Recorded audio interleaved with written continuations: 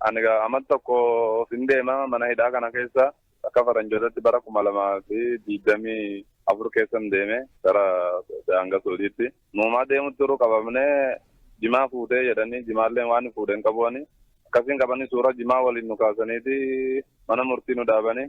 bakkina meeqa keessa gara mana murtiitti nu fuudhanii murtee amata fudhadheetiin hin ta'a jedha amma. Waan hin fuudheen qabu. Abdii murannee jirra mootummaan isin quban hin qabu mootummaan Itoophiyaadha. Nu keessallee murtee du'aa fudhatanii ijoolleen murtee sun irratti raawwatamee jira. Hambara biraarraa. Nuyi akkas falaas amma abdiin qabnu amata kudhan jimaa fuuteedhanii akkasiin amata fudhannee teenya akkasitti falaas abdii murannee jiraachaa jirra amma abduma takka hin qabnu beektanii. Ambaasiin Itoophiyaadhaa wanta nu godhe hin qabu as dhufee waan nu gargaaru hin qabu dhimma nu irra jiru dhufee nu gaafatu waan nu godhaa jiru hin jiru. Manni yaala hin jiru ijoolleen dhukkuba kalee dhukkubsatanii asitti warri rukkutamee ton dhabiinsa yaalatiin lukni irraa muramee jira hanqina nyaata jira bakki rafnu hin jiru manni yaalas hin jiru rakkoo akkasii keessa ka jiru mootummaan qubanuu hin qabu baasiin dhufee nu laala hin jiru. Ani gaaffii kiyya abdii muradheen jira waan ta'eef maatii kiyyatti hin himne maatiin kiyyoo kanatti himee rifatanii deetiniin waan irra ga'uu turu qomo kiyyatti danda'eetiin waan akkasii keessa jirran malee maatii kiyyatti hin himne kana maal jedheen hima murtee amata fudhadheetiin akkasiin ta'aa jira. Ani ilmaan hin qabaa jaartiin hin qabaa kana maal jedheen hima biyyallee deddeebi'een bilbilu akkasii abdii murannee jiraachaa jiru. Baatii sadi booda mana murtee nu dhiyeessanii guyyuma tokkicha sanii waan akkasii kana fuutanii akkas nuun jedhanii hin fuune jennee murteen nu kenname afaan isin beeynu murtee hagana isinitti murtaa'eedha haalaas deebitee ofirraa falmuun hin jiru murteen akka duraati jedhanii dhumate kanuma wanti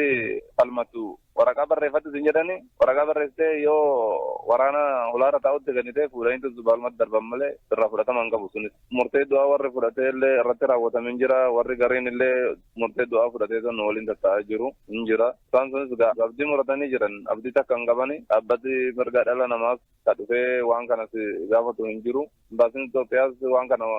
quba qabaatee haa ta'u beekaa ta'u waan beeknu hin qabnu dhufee waan dhimma hawaasa kana keessa jiru kanaadha lammii kiyya jedheetan waan nu gaafate hin qabu abdii muratee guyyuma du'aa isaa deeggata yeroo hulaan baname hunda ana fudhatamee ana ajjeefamuuf deema kanumaan namni sammuun isaa miidhamaa jira namni waan kana hin raawwanne karaawwatallee jiraachuu malaa garuu namni baay'een isaadha daangasuutii kana hin beeku namni tasuma otoo deemu karaa wanti kun dalagamu waan isaan raawwatan jedhamu kun dalagamu faa seenuu dandeessaa akka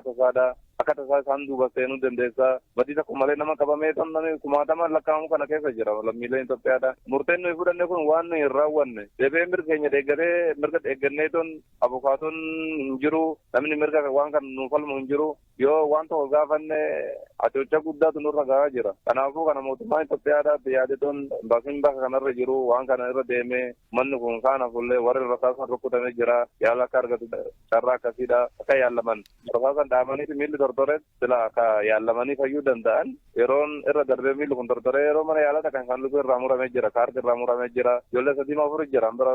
nu keessa jiru kana keessa qofa jechuudha ammallee deebee ijoollee kalee dhukkubsatantu jira yeroo ni gaafanne mana yaalaa inni gaafanne du'aadha waan akkasitti abdii muratee jira wanti as keessa jiru kanaafuu mootummaan Itoophiyaadhaaf murteen kun nurraa jijjiiramuudha bullee manni kun haga murteen kun irratti raawwatullee fayyaan isaa eeggamee fi toon erga dhala namummaan isaa eeggamee toon kanuma kanallee gargaarsa yaalallee akka argatu manni kun waan akkasiiti kana gaafanne.